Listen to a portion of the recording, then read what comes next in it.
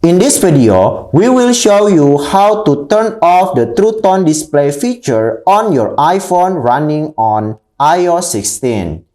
If you find that True Tone is not to your liking, you can easily disable it. Step 1. You can open Setting on your iPhone. Then, tap on Display and Brightness. After you select Display and Brightness, you can select True Tone here. You can turn off the True Tone by tapping on the switch next to True Tone text. When you tap again, you can turn on. When you tap again, you can turn off.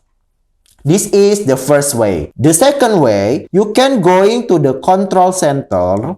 Just swipe down from the right top of your screen. Then it will be activate the control center. Then you can hold the brightness slider here. Hold. And then you can see the icon True Tone at the bottom right of your screen. You can tap on it to activate. It will be blue and say True Tone on. If you want to turn off, just tap it again. It will back to gray and True Tone is off. That's it. You successfully disabled the True Tone display feature on your iPhone running on iOS 16.